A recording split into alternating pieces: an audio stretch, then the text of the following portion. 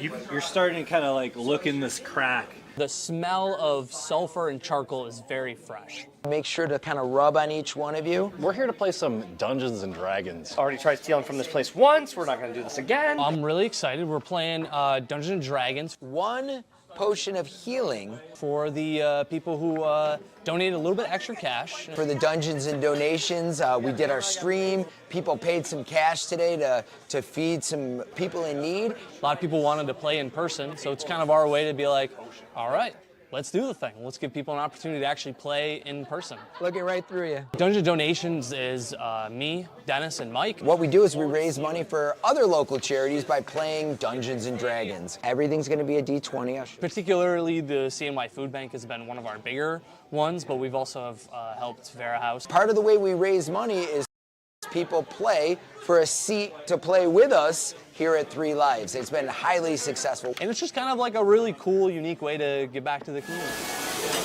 Three Lives is a barcade. I mean, it's like my childhood dream meets my college dream meets everything I could ever want, right? They've been so crucial to helping us. When we approached John, the owner of this place, and with this idea originally, we didn't even finish the sentence, and he was like, yep, how can I help? I want to be a part of this. Since day one, Three Lives have been supportive of us. It's like a little isthmus, and it opens up. The food bank, when we went there originally, when we first did our stream, we realized what a great operation they have. They just run it so smoothly. It's such a smooth operation. Holy cow. I thought we'd just do it one time and that'd be the end of it. The moment we walked in and we got the tour and she explained to us what they do and we saw the operation, we were sold, and we will always do something. Even if we stop Dungeons and Donations for some reason or another, I will support the local food bank, whether it's with my own labor and or my own money moving forward. For some type of summoning. What Dungeons and Dragons does is it gets people around the table, whether it's a virtual table or even better, in person, for this shared storytelling experience. It's like playing imagination and pretend with your friends when you were little, just with some sweet randomization with some dice, right?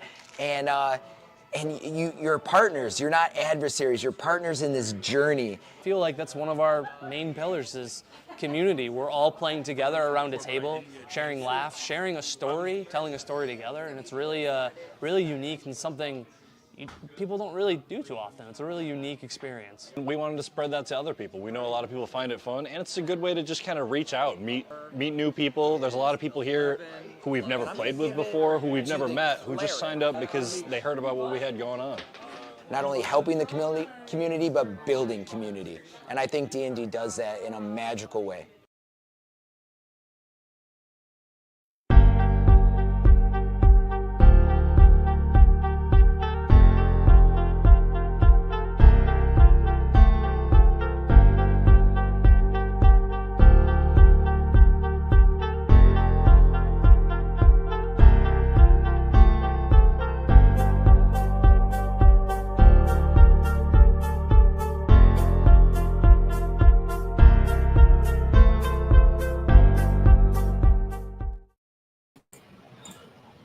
Oh snap! Oh! That video got me pumped. Not the word I was going to use, but okay, pumped it is. The extra 30-second countdown, too. I was like, oh, shoot, it's blast-off time. It's for real, You like though. that? That's right. We are back in the saddle, boys. Does this not feel great? Feels pretty great, bro. I'm pumped. Cheers. Ready? Let's go. Celsius. Oh, Let's that's do right. this. You're cracking a Celsius? We'll get you. We'll get you a Celsius. Cheers, gentlemen. Thank you. All in the good name of D&D and the CNY Food Bank. My background didn't like my drink, but I appreciate it. Hey, it's okay. I'm glad you guys are here because if you weren't here, things would be really weird. I'd be by myself, and this wouldn't be D&D by myself. We are here in the spirit of good fortune and a little bit of fundraising action. Dungeon Donations, we always tie our stream to a charitable organization, and we love the CNY Food Bank so much. Isn't that right, gentlemen? Word. They've been our kind of go-to. They Especially do some this great time work. of year. Yep. Especially this time of year, you know.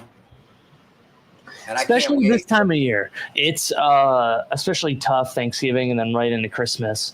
It's something that we do not have to deal with. We are very fortunate in that sense. But it's surprising to know that a lot of people in Central New York go without food and they don't know when they're going to get their next meal. So in that spirit, we are trying to raise money for the CNY Food Bank. And right now, let's get a drum roll for this bad boy. Are you kidding me? I'm going to refresh it. Let me just get a refresh. $2,535. Are you kidding me? Time Wait out. a second. Hold on. Wait, hold on. Whoa. We have another $300 that we have not put in yet. So it's actually $300 more. That is amazing. So we are so close to hitting 3,000, and the next tier is $3,500. That is insane. But we wanted to do something that would kind of tie us and help us get to that next goal. So if we hit $3,000 tonight, let's not forget $300 in the bank from a couple of donors. Beautiful thing. You hit $3,000. You gentlemen are going to receive the ability to do what's called a flashback. So this flashback could help you out in when you guys are in a little bit of a pickle. We'll worry about the rules and all that stuff later. You guys got to earn it first. You son of a bitch. I'm in. I'm in. I'm in. Say no more, fam. But that's not all, because if we hit $3,500 tonight, we're going to do a giveaway. Compliments of my dad, Mark Lawson. Random Encounters here. This is a fantastic book that actually Dennis and Mike got to experience one of the random encounters from that exact book. It was kind of a fun bar that was separated into two different groups, and then they would compete at the stroke of midnight in different competition and different feats of strength. It was pretty cool. Yeah, and I think it would be cool to give that out because it kind of goes with one part of what we love doing here, which is kind of just showing people how easy D&D can be to just pick up and play and start having fun. It doesn't have to be this complicated thing where you're spending all this time learning stuff. It really can be as simple as picking something out of that book, getting a couple of your friends and just trying it out, or as simple as donating $50 to secure your slot. Show them, Mike. Show them. Click that. What's up?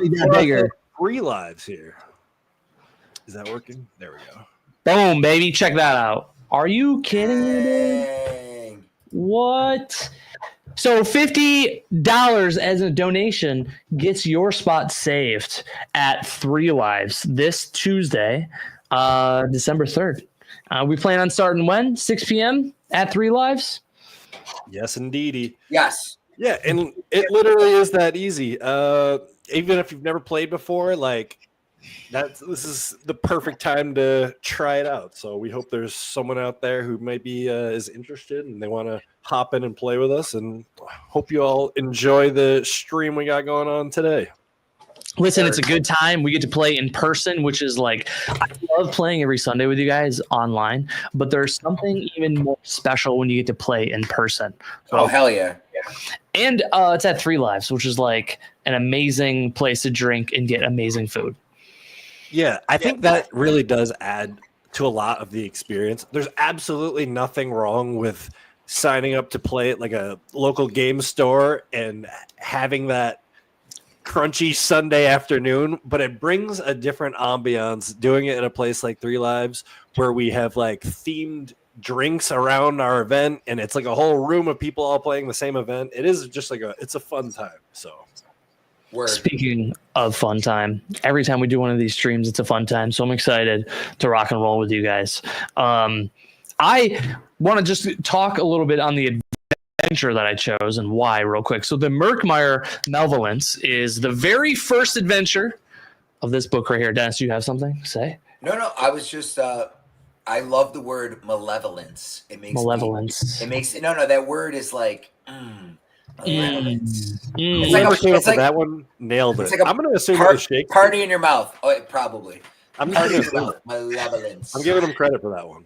This entire book, Keys from the Golden Vault, is a fantastic combination of all these cool heist adventures that you get to do. And to be honest, at first I was like, heist and D&D doesn't seem like it would be like a perfect mixture. But after reading this, I could see why it was one of the top-rated adventures from this book. Neither of you guys have had an experience with this book, right? Like, you guys haven't played any of these modules? Nope. No, sir. Cool thing about this book is you can take one of these adventures. There's 13 of them. You can drop and play in your own campaign, or you can run them together as one long adventure, and it's a good time. So I guess why don't we start? Quick side note, though, real quick. If you're interested in heists, we're going to run a heist-themed game. A heist-themed game set in a casino, by the way, at Three Lives Tuesday, December 3rd. $50 gets you a seat at the table. We have, I believe, 5 seats left, I think.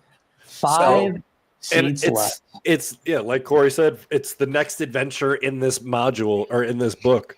So if you enjoy the vibe of tonight's thing, it's going to be similar, not quite the same, but similar. And I'm pretty excited. It sounds like a very fun adventure. The one we're doing. It's going to be so Sigma.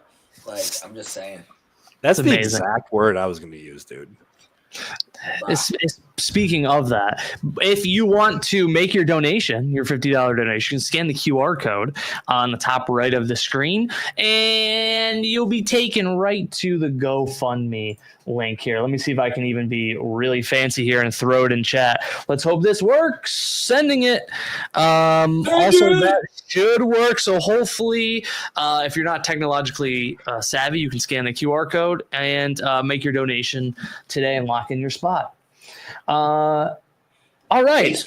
Agent H is cheating. He keeps going invisible. So Yeah, Agent that's what I do, baby.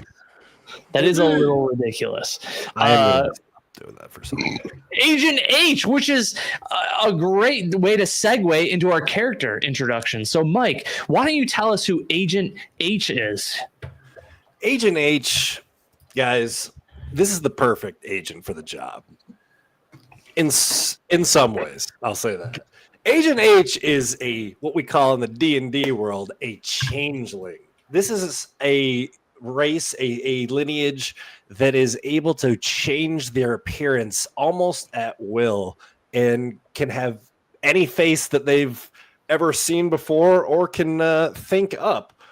But our Agent H here, he really was striving to be more of an actor, and he was starting to gain some success in that field, but he ended up getting a little canceled. We don't have to go into what happened to his acting field, but the whole backstory is the whole thing. Guys, we don't need it's the whole thing. We don't need to get into that. That's why we got to bring up bullshit. But what we will talk about is his ability to be a changeling, and our friend Max Powers here discovered his changeling abilities, and he's like, you know what? That would make for a great spy, a great mole, perhaps in this spy adventure. Mole. And that's one more thing about our Agent H here is he does happen to have a big old mole right here that even when he changes his form, that's the one thing he can't quite seem to change. Sorry, Maybe we can have a date, drink some guacamole.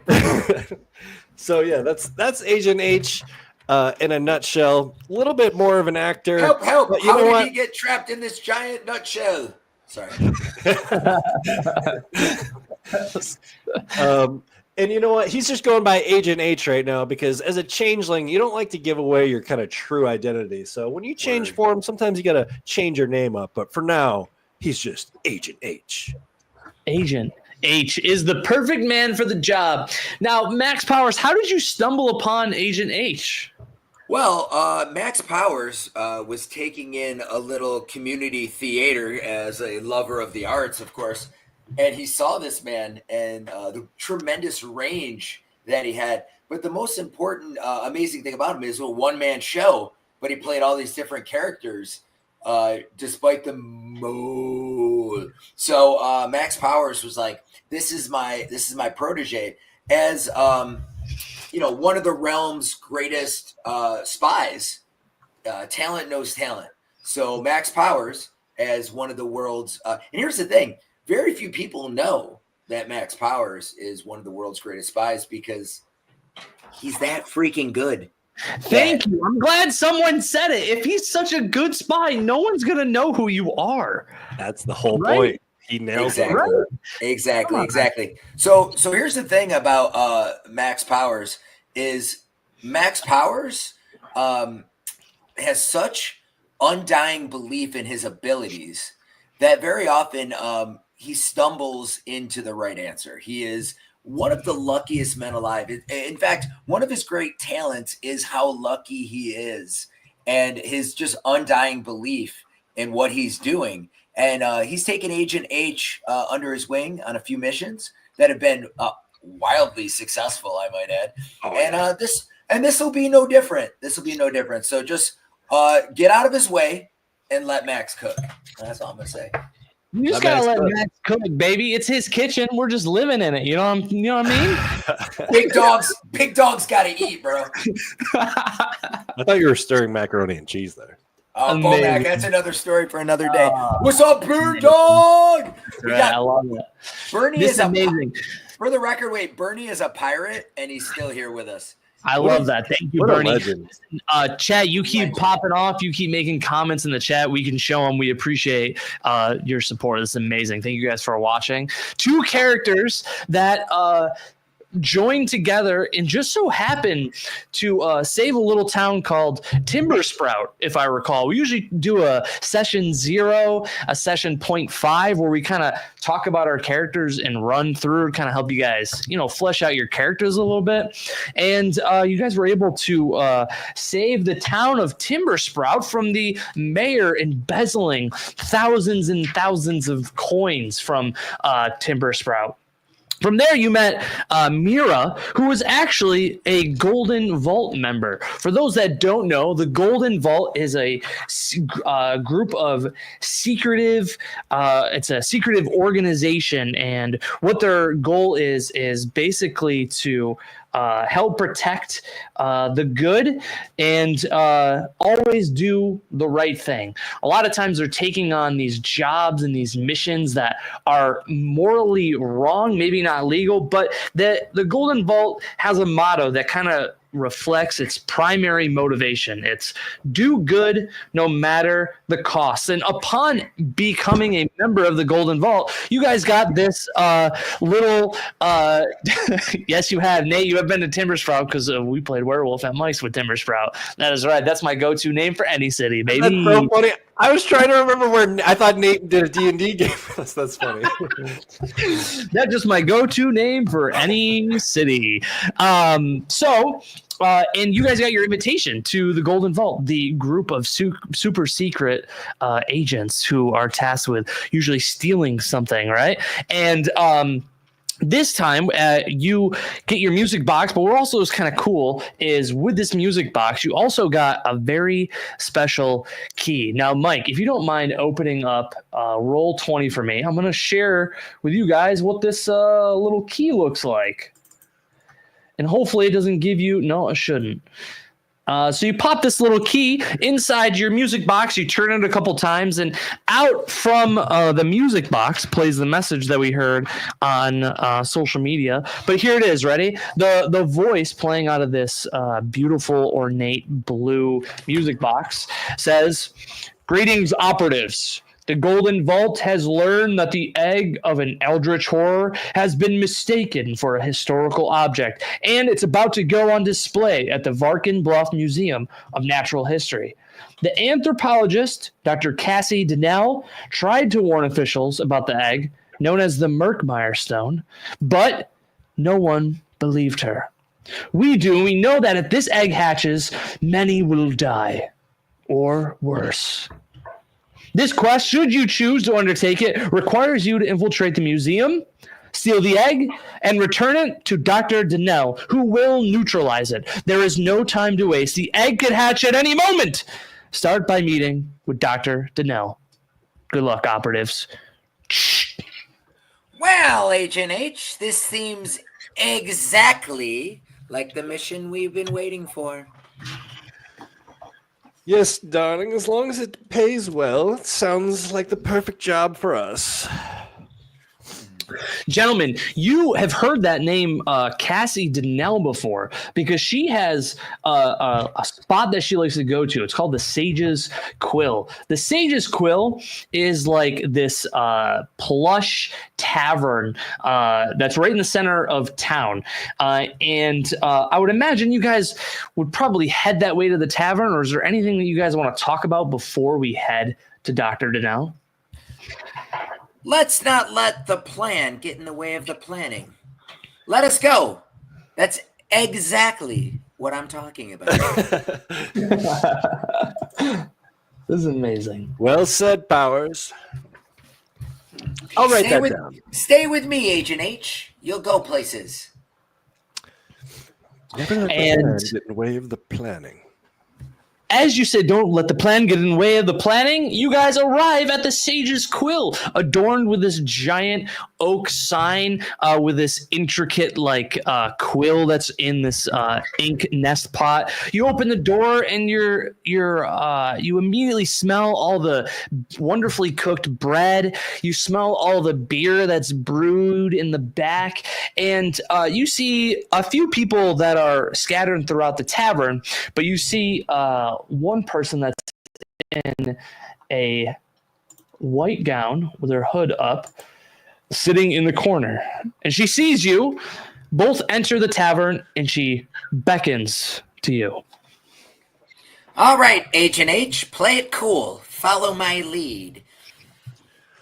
and Max Powers begins walking like absurdly stealthily, but obviously being stealthy as he walks over.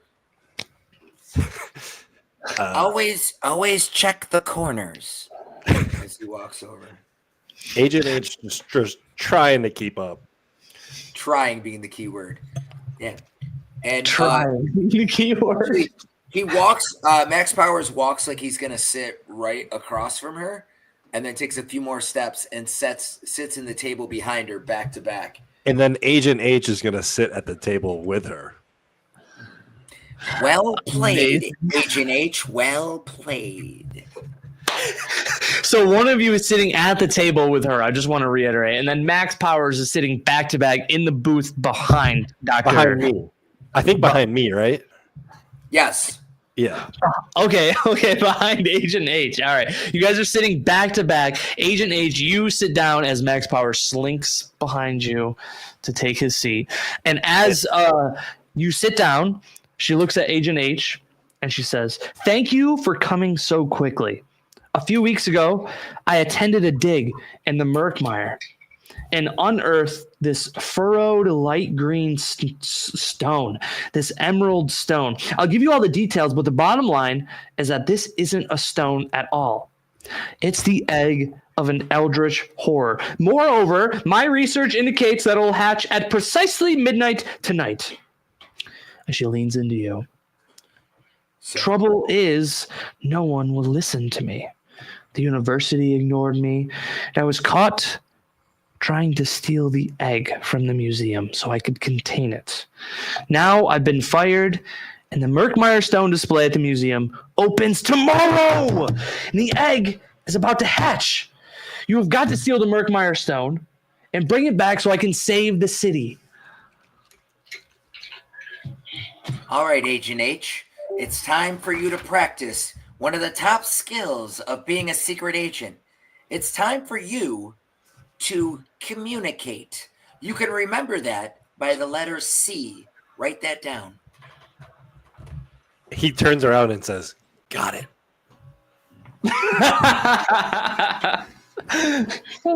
But when he sits down, actually, I think the face that Dr. Donnell sees is that face. If you can see the token of Agent H here, he kind of quickly transforms into that more human-looking form.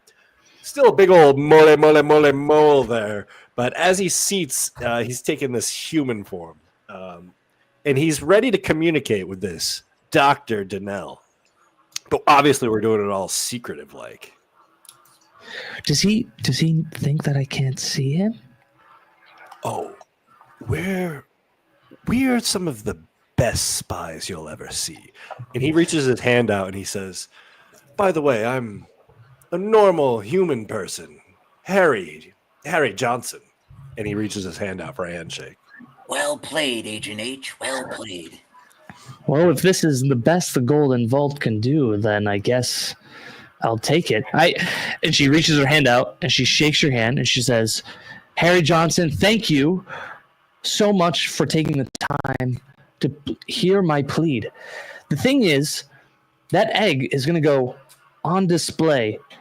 They're doing a gala event for the unveiling of the egg tonight at 6 p.m.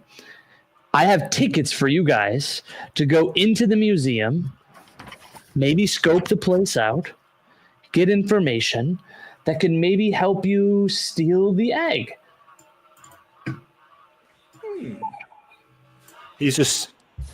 Agent H is just sipping his coffee, waiting for Max Powers to. Well done so far, Agent H. But now, this is where you need to practice the next most important thing. He's been mouthing this to Dr. Donnell as Max Powers is saying it to him. Like I want both of you guys to give me a performance check. Oh yeah, for sure, dude. I mean, that's amazing.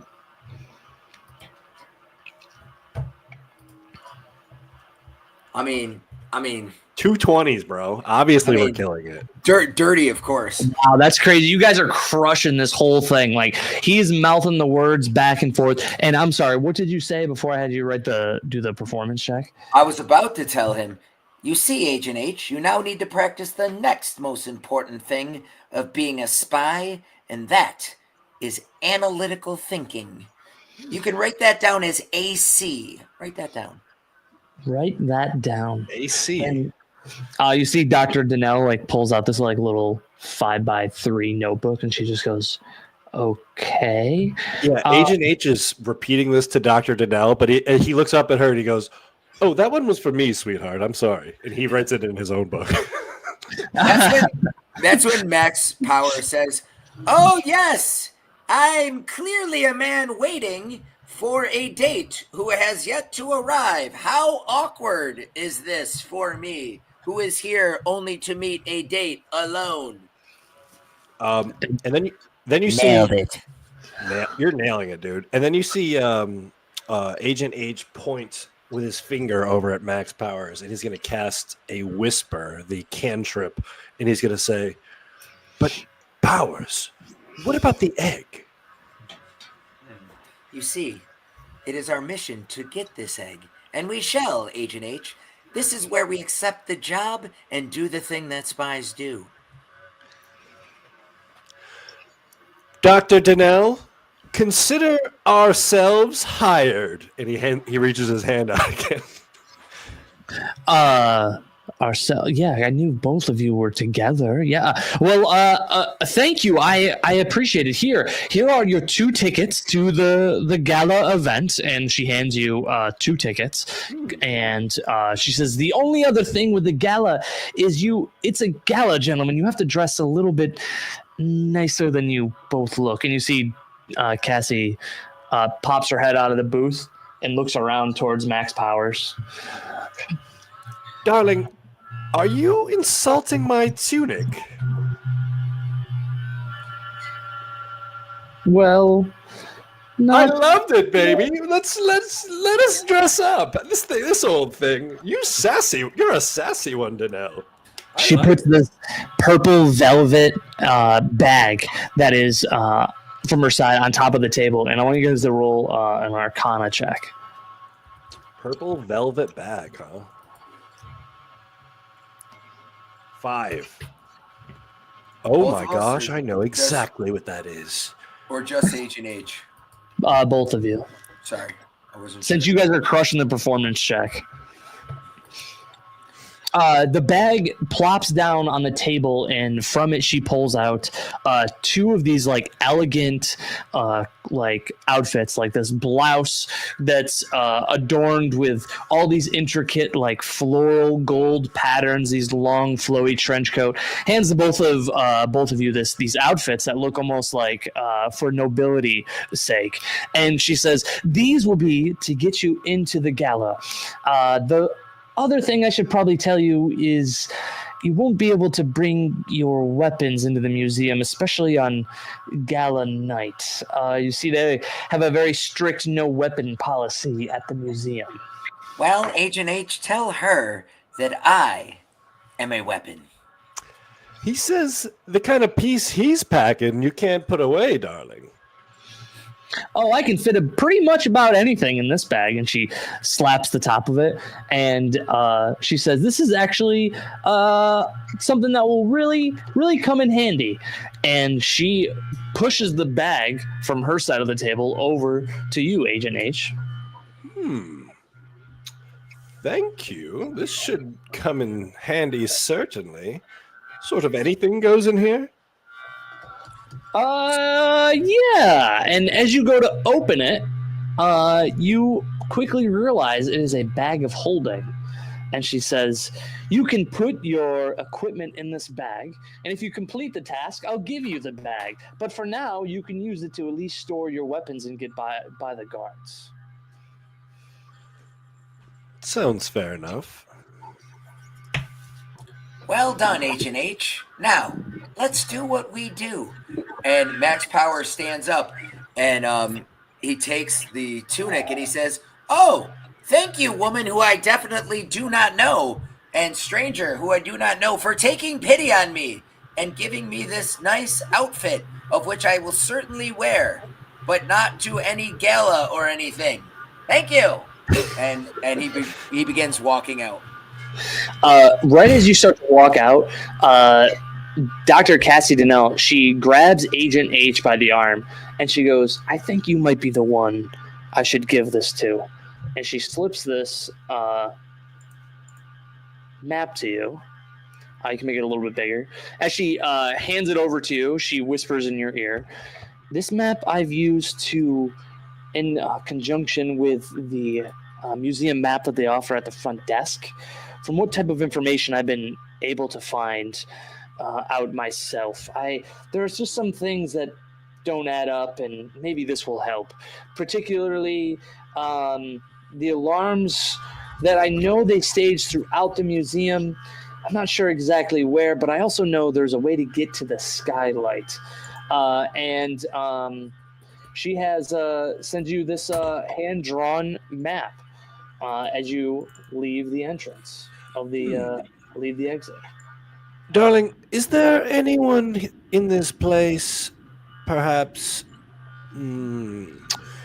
that you may be on good standing with? Someone we could perhaps speak to in confidence there?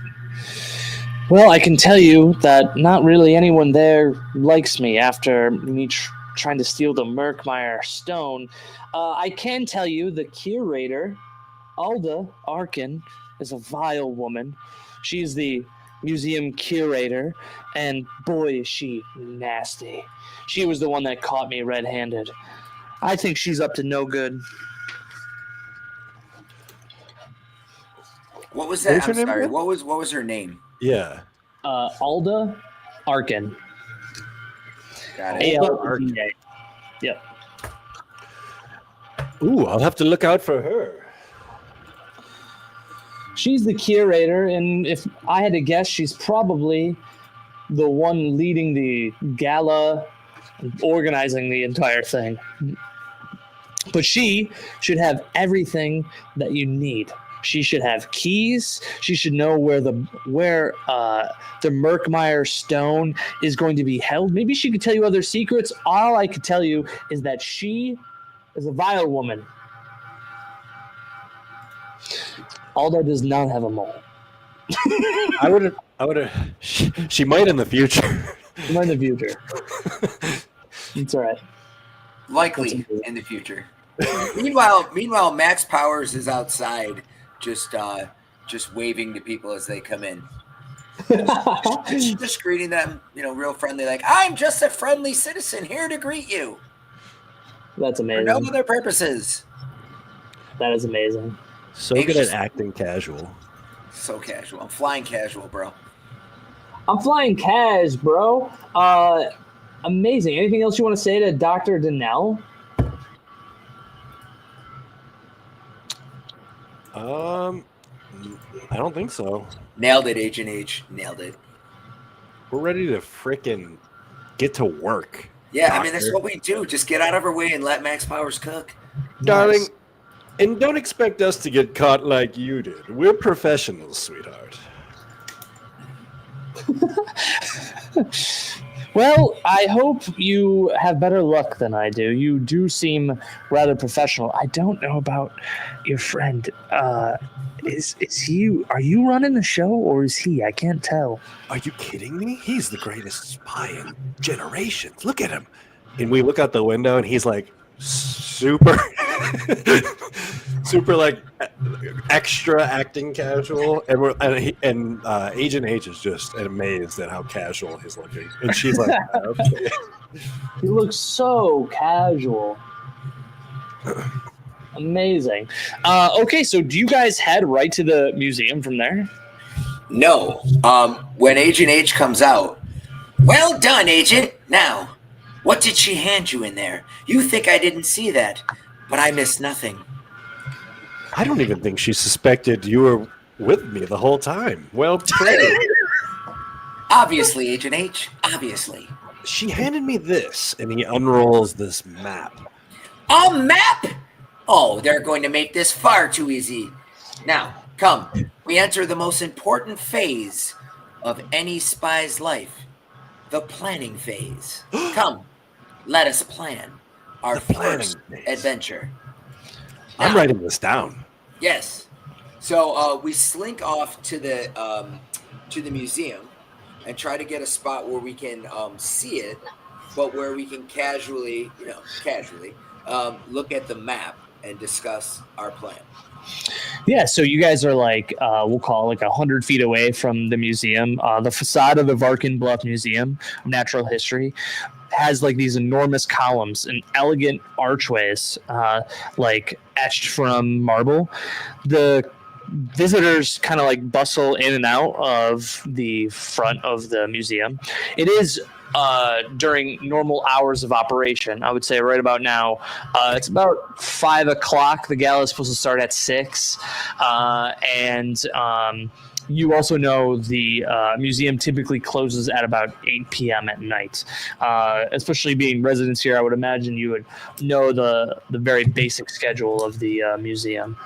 What would you like to do? All right. Well, Agent H, let us begin the planning period. Look at the map.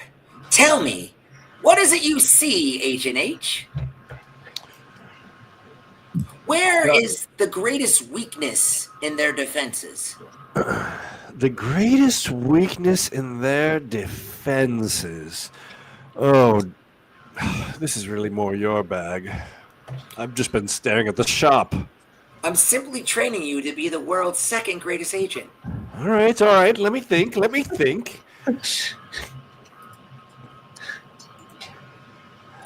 I'll tell you why you think. Oh, again? Is it in where it says, the Merkmeyer stone here? Well done, Agent H. Now, this will take more analytical thinking. At some point, we will need negotiation.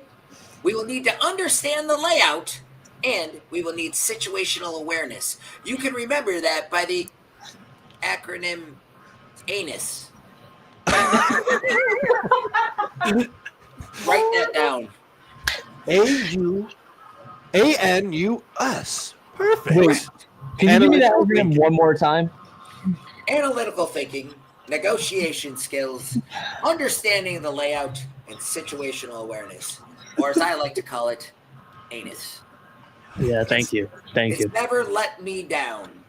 Now, Understanding the layout, is that what it is? correct. Now, When practicing anus, you must always look for the back door, H&H. Now, I see 2 points where we may enter.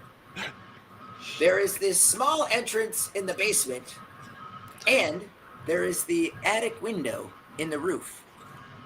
However, if there are other agents involved, they too will expect anus. So, here's what we will do. We will enter in disguises, and we will be security.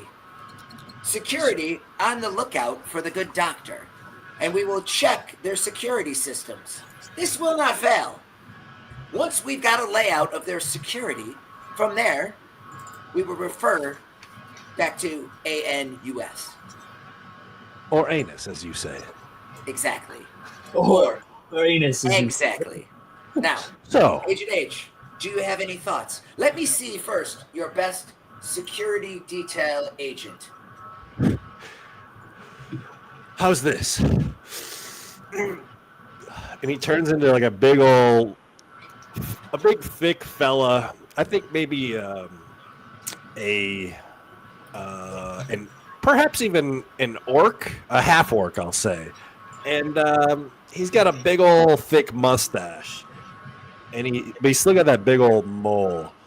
And he looks over at you, and he says, "Hey, how you doing? I'm Hugh Janus." Well done, Agent H, or Hugh. Now, watch as I blend in. And Max turns around and he takes out his disguise kit. Would you like performance, or would you like sleight of hand, or deception? Let's do deception. So, also, Eddie. 21. Go ahead, Agent H. changelings can change their appearance, but not their clothing. So I think I also am going to try out a disguise kit to get looking like a security guard. You know what I mean? All right, so you guys are using your disguise kits to change into a security guard. That's the idea here. Yeah. People from a security company. Okay. Okay. Yeah. So Max Powers basically puts on a goatee. He goes full goatee.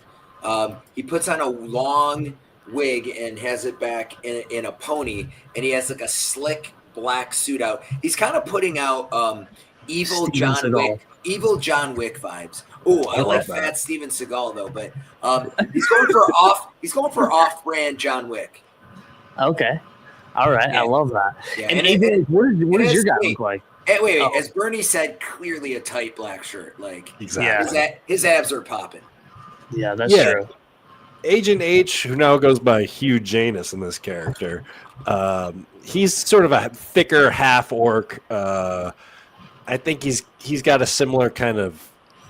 He strived to make a similar outfit. I only rolled a 9 on the deception check, but I think as far as the actual changeling look, he's kind of a thick, big old half orc with a big old thick mustache. I would say as you were like kind of checking out the museum and trying to get in the lay of the land, you were able to see like a guard walk out off duty out of the front entrance, and you guys kind of like matched your outfit to what he was wearing. Just a typical tight black shirt that says security guard on the back of it, and you guys have a little baseball cap, and you're trying to fit in. You guys are outside the museum. Do you have something to say, Max Powers? No, we're good. I got it. Sorry. All right. So you guys are now changed to security guard, and it is just about 6:00. The gala is about to start. Is there anything you guys would like to do after you change into security guards? Yeah. We're just gonna march right in through the front door. Yep. Okay. Awesome. I love that. So let's do this real quick. I'm gonna take you to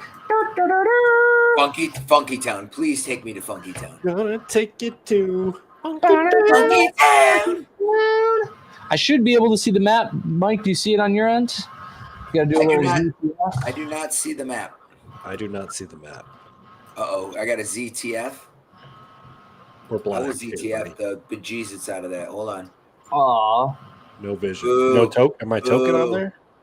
Boo. Boo. I hate this I shit. could see my token. My token probably does not have vision. The other thing you can do, Corey, is you can go in and you can go into the lighting and just turn the lighting on and see the whole map. Want me to rejoin as a GM or? I could and help. Or we could. No, I mean, I would be able to have vision then, probably, right? Yeah, but you'd see everything that he's got laid out, right. even like the hidden stuff. Oh, hold on. Oh, there we go. There we go. Hold on. Here we go. I think I got it. Let's effing go. There we go.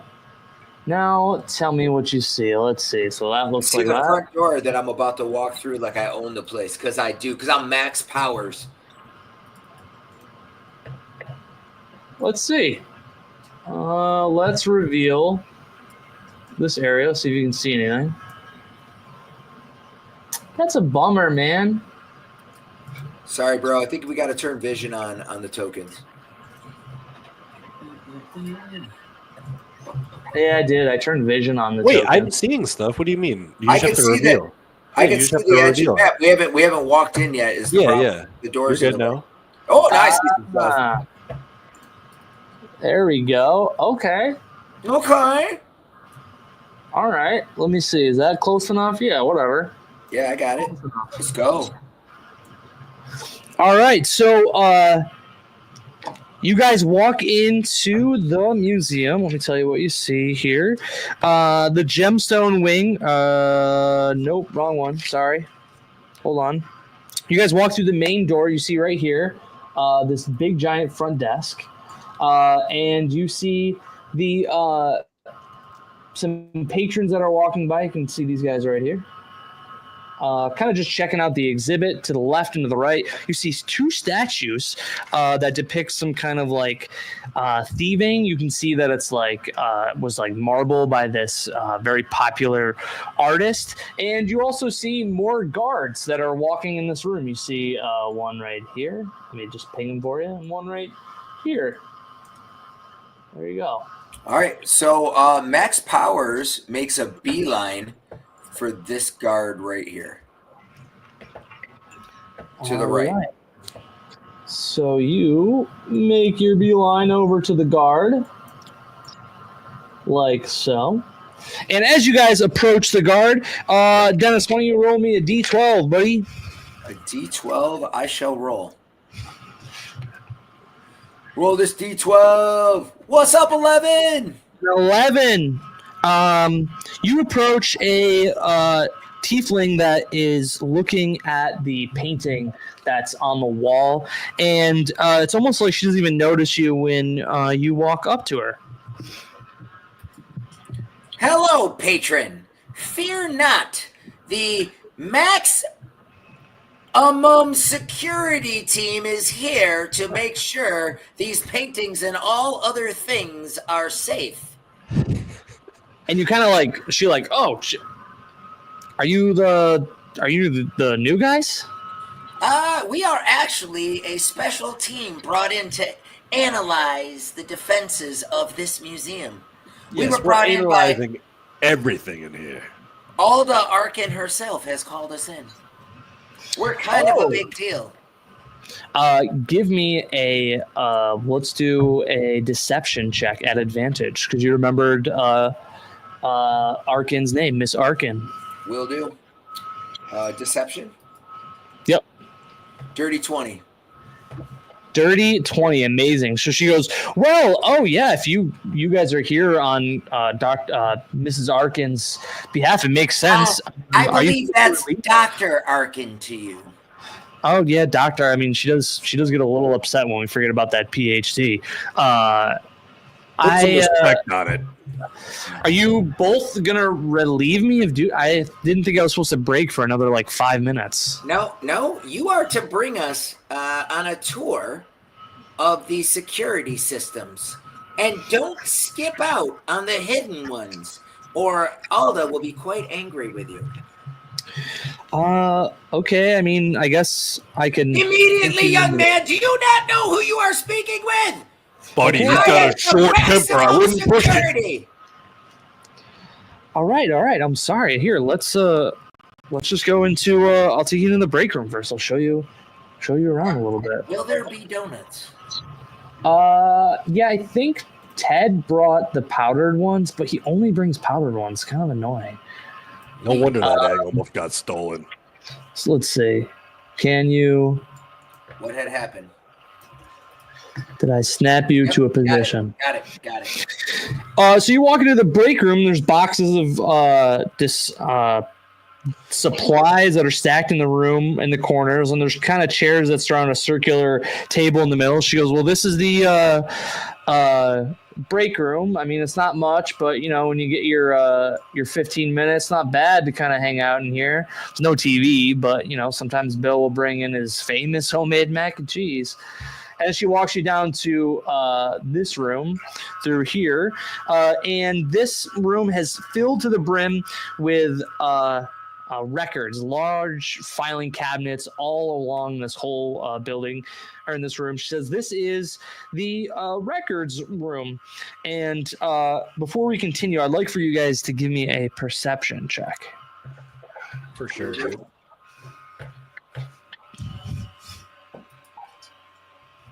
I mean, Max is paying attention, but he is looking at those powdered donuts. Yeah, that's fair. I mean, it makes sense with 12 and 11. Yeah, you notice as she walked into the break room and as she walks out this door to your left, she takes this card out of her pocket and she kind of holds it up in the air and she is unlocking the door.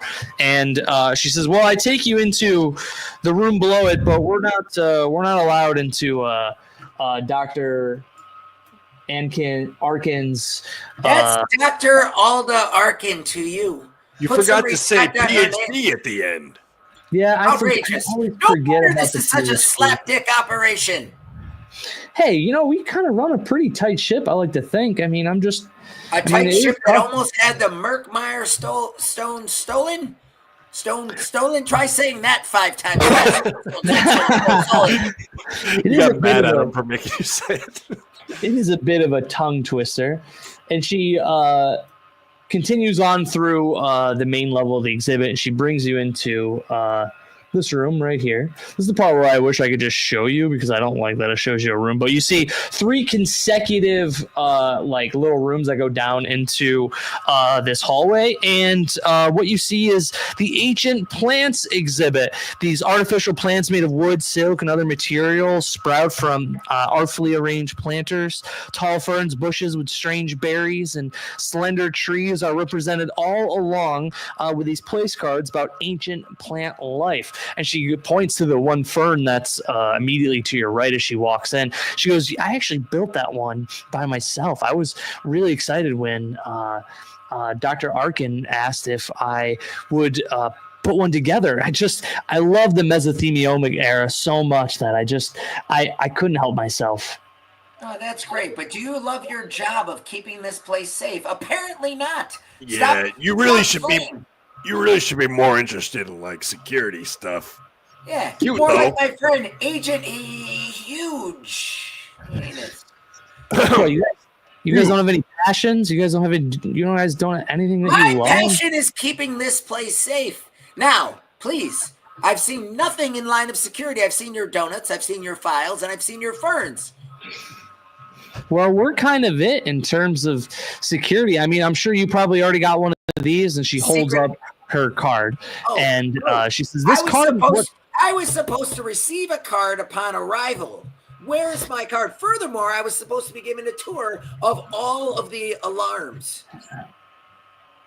Well, I guess I can help with that. I'm surprised you didn't get any of that detail from the boss. He didn't tell you what it was? No, you misunderstand. What's your name, soldier? I thought I told you my name. My name's Serena. Oh, Serena. Now listen, Serena, we know where everything is. The question is, does the security detail here know where everything is? This is sort of an undercover boss situation. I would be a little bit more nervous if I was yous. A lot more nervous if I was yous. Yeah, and she starts. You see where those little A's are? Yeah, all right, cool. I can show you where those are. So I'm changing these layers so I can show you exactly where these alarms are. And she starts marking it on your map here. Let me see. Hold on. You're missing an important one, Serena. Which one is that? If I told you, I wouldn't be testing your knowledge. knowledge, now would I? Well, I mean, the most important, I guess, is the one that's around the Merkmeyer Stone. Are you guys working the event? How many times? Where is your boss? Where is your boss? I don't handle your schedule. Tonight, I'm your boss. That's what's happening. You are definitely not my boss. Excuse me. This is I'm gonna attempt to give the help action to Agent H, to intimidate Serena that we are indeed her boss. So He's gonna take a step forward. You Listen, probably Fritz. shouldn't have said that. Today, we's the boss. Let's see it, baby. Let me intimidate this girl. You got advantage. You got the help action. 16. 16. She goes, okay, I'm sorry. Man, these new people, just no one tells me anything. Well, I guess, I don't know. I could take my break and you guys could take my key card and my key if you want. Here's what we're going to do. You're going to hand over your key card, and I will say nothing of this nonsense, except I will test you to see if perhaps you're worthy of a promotion. You know What what? would you say is the biggest weak link in the defenses here at the museum? Well, I mean, a lot of people think Wrong! Wrong! Wrong! Okay. You get nothing! And she just takes her key card and her key and she drops it on the floor. And you see her pick up her fern and she goes, I am going to enjoy my 15-minute break. And she huffs off into. You enjoy your 15 minutes of infamy! Fritz, why don't you make yourself useful and go pick up some glazed? Yeah. Oh, well done, Agent H. Well done. Things are going swimmingly. Yeah, you see one guard that's going up and down this hallway. There's another guard that's going up and down the next hallway to the west. What would you guys like to do? Wait, All did right, she Agent. leave or did she go to the break room? I'm curious. She left and went to the break room. You saw her walk off. Okay. All right. Never mind. So, all right, Agent H, let's take a look at the map. And we're going to take a look at all the places she marked alarms. So if you don't want to go through the whole thing, I understand. But, I just want to make note that we know wherever she knew where the alarms were and told us that we're marking that down and Yep. making Is it ourselves just these aware. three right here, or was there other ones? There were other ones, but I just wish. I think the worst part about doing on roll 20 is that I can't just show you. That's fine. As long as we know, and you'll give us a warning when there's alarms and stuff. So all right, Agent H, where do you think we should go from here? We've acquired a card which will allow us to be in places where we shan't otherwise be. We have a layout of the alarms. What do you think should be next, Agent H? Choose wisely. I'd really like some of those glazed, but Focus, Agent. Focus. We need teamwork, observational skills, and you're looking quite physically fit. We need to top. Write that down. top. Teamwork, observational skills, physically fit. Write it down. Writing it down. Writing that one down, boss. Writing that one down, boss. Yes, there we go. Now you can see a little bit of that map. What's next? Wait, what was the P? Physically fit. That is true. Yeah, what is next is a good question. The A should be marked on your map going forward. And I hate to do this, but what if we take our break right now? Because I have to go potty like crazy right now. Welcome to your 40s, bro. Those Celsius ripped through me, dude. I need a refill anyhow. Hey, chat, I appreciate the activity. And just so you know, I don't know if we're any closer to a flashback, but I'm thinking we could use one. No heist is complete without a flashback. So we need to hit that $3,000 mark. $3,000. Currently, we are at. We have 2,565 plus an additional 500. Guys, 300. Whoa, additional 300. Additional 300. Oh, my bad. 250 from our homie and 50 from my mom. We're at $2,865. So if we hit $3,000, we are going to earn themselves a flashback. So it's $135 away. Let's have it go. All right, Let's break go, time. baby. All right, break time. We shall be right back. Tell your people your homies need a flashback.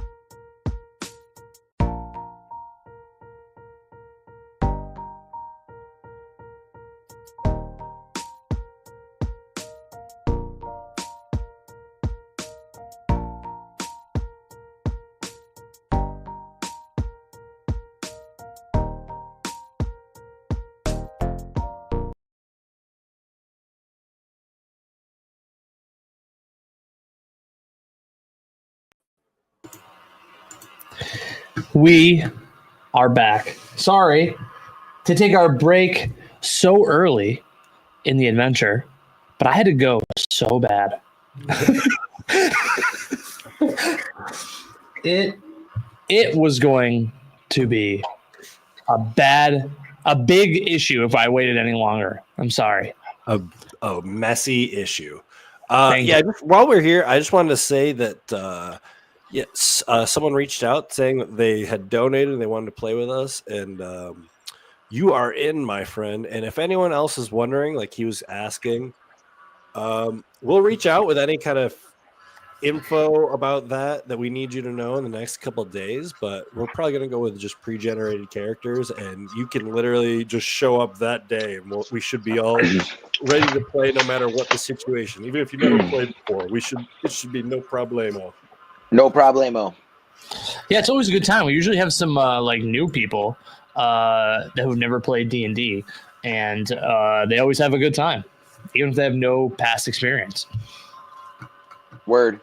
Currently at $2,865 out of our $3,500 goal here. Just a quick reminder, we are just a couple $100 away from you guys earning a flashback, which could help you out in a sticky situation. And if we hit our goal, we're going to do a little giveaway towards the end here. Word. How do you guys feel? I'm pumped. I'm pretty sorry that I yelled at you. I'm sorry about that. I feel bad. It was all in character. It didn't hurt my feelings. You hurt Serena's feelings, though. I mean, that's kind of on you. That's epic. That's something you're going to have to live with. I mean, listen, she's just a nerd who really enjoys her mesothelioma era, and you just had to wreck that. Fair. Amazing. So let's just pick up right where we left off before I had to make a potty. You had to make water. Had to go drain my radiators, I tell Ashton, because he loves cars. All right, so you guys are on the very first level here. Mike, do me a favor. Pop open, get rid of the handout of the map there. You guys kind of have this basic rundown of this map. I like that it kind of gives it a little shaded outline. So you guys are kind of getting your footing. Let's just do a quick review. You ready? To the very left, this hallway that's off in this direction. That was a whole runway of ancient cultures exhibit. So you see a bunch of like clay pots, stone tools. Then the one right next to the one you guys are currently in is the ancient plants exhibit. You had Serena take you on a little tour of the break room and the records room right here. And as you walked in the break room, one thing I forgot to mention because we were moving so quickly about the donuts, to the north of this room here, you actually saw stairs that led down. So you guys are in the ancient plant exhibit looking at all the beautiful plants from the mesothelioma era. And what do you guys want to do? It is approximately 6:30. The gala has been going on for about 30 minutes upstairs. Well, Agent H, let me examine these plants for just a moment. So, Max Powers, being the master, just wants to see if any of these plants are of use in terms of poisoning someone, putting them to sleep, or otherwise, spy That's stuff. Good thinking. Yeah. Can am I gonna nature this? Is that what I'm gonna do? Yeah, give me a do a nature check. Why not? You see, Agent H, I too studied the Mesolithic period, and therefore I know that these plants amazing are actually just silk and display. are of no good to us. She lied. These are simply silk and a fraud. They're all However, these displays with little plaques underneath them. It's a metaphor for what we're doing here. Now, write that down. Let us go upstairs to the gala. Silk, huh? Indeed. Yeah, I said silk. Yes, so we just begin marching our way up the staircase to the second floor. Nice. Now you got to give me issues with this fog of war, don't you? I don't know. You tell me. Yeah, All dog. right. We're about to find out together. So you guys We're go gonna up F the around and stairs. find out together. Look at this. We're good. Oh, look at that. That's cool. So you guys actually walk up the stairs, and to your sight, you see this giant T-Rex here. Hold on. It looks kind of like this. This Sweet. is the centerpiece of this big room here. This giant dinosaur is staring at you as you walk up the stairs, and it's an. Hold on, let me get it here. Where am I? This, right as you walk up the stairs, is full of like dinosaur displays. The one that's massive is this replica of this giant T-Rex, but you also see intact skeletons of larger prehistoric monsters on display here, including the museum's most famous display, the beautifully preserved body of an Allosaurus, the one that's staring at you as you walk up the stairs with its menacing all the teeth that it has in its mouth. And there's an informational card that's placed next to the dinosaur. Explains it died during the Merkmeyer millennia a year ago and was naturally preserved. Display case along the room hold all these different fossils. And you are greeted by two other guards that are upstairs. And then there's just kind of like one person wandering around over this way. And you see kind of a guard that's standing by this door, kind of like checking for tickets as people go through. All right, so Max Powers looks at the like little display under the dinosaur, and he sees that it says Merkmeyer, but that's not, he doesn't make that obvious connection to the Merkmeyer stone. Instead, what he says is, you see, Agent Janus, that you see how wrong these people are. They're referring to this as a T-Rex. It's actually an Allosaurus. Surprised you didn't know that. Oh. I'm going to have to write that one down. Indeed. Now, here's what we're going to do. We're going to teach down. these people not just a lesson about dinosaurs, but a lesson about security and spies. Now, you would expect that we, with these disguises, would simply use them to walk right into the gala, right into where the Merkmeyer stone is. Oh, please tell me what is wrong with that strategy, Agent H. I'll tell you exactly what's wrong with it. It completely leaves out the whole idea of the acronym SILK. Indeed. Now, the first step to silk is stealth. We all know that. Follow me. I literally already had that written down.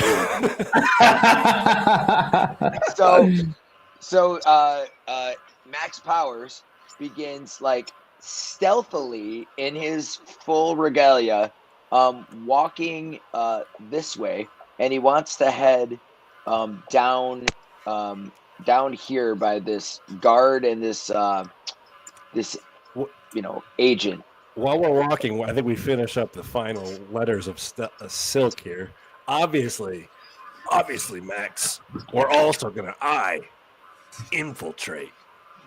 Ah, that leaves us with L. You know L, right? Indeed, I do. It's to look like a professional. So, once we get around this corner, we will change our disguises. And I'll tell you right now, K is my specialty. K, keep your cool. Let's do this. Indeed. You've learned well at my teat. Now, follow me, boy. And, we're going to head basically down. Actually, we're going to go left into the cafe and then head to Creatures of the Past. All right. So you guys head over into the cafe. I love that. You guys kind of walk by the guard. He's kind of On our way to the cafe, I say to the guard, by the way, guard, you should know that glazed donuts have been delivered to the break room. Just thought you should know. He brought glazed donut. He always brings powdered donuts. He did not. He did not because he sucks, as you know. However, Serena, in her wisdom, has gone to get glazed donuts. You should get one before they're gone. You know, I haven't had a glazed donut in quite some time. Thanks. I appreciate it. To be honest, I've been kind of sick of the powdered donuts. Indeed. You see him turn away, and he actually disappears. He goes down the stairs. Stick with me, kid. So you guys kind of make your way into the cafe. You find a guard that's kind of sleeping in one of the recliners there, and the cafe kind of holds a mix of cafeteria-styled tables, some lounge furniture, and a counter in the northeast corner sits underneath a sign that says Unearthed Cafe. What would you like to do? Unless you have an idea, Agent H, I would like to head south. Yep. To the archaeological displays. Yep. Sounds good to me. All right. You guys continue to go south into this long series of corridors. It's kind of this long hallway that stretches the entire length of the front of the museum here. And in this exhibit, you see fossils of all these small prehistoric creatures that are arranged here. Some that are kind of like fully reconstructed skeletons. Others that are just like bits and pieces. There's kind of think of like fossils that are like in the water, like those the shell looking ones. You know what I mean? Like the horseshoe crabs and like all these like old fossils. And you see one guard that's immediately in the hallway kind of guarding this room and the next. Those are all the way back from the asbestos period, I think. The asbestos period. Don't forget about the asbestos period. People forget about it. Yeah, seeing as we're still in our guard attire, just gonna like you sort of tip my cap, if you will, to this guard and try to just push on by as if we belong there. Hey, boss. Yeah, he gives you the hey boss nod back as you guys walk into the next room. You're seeing more displays here.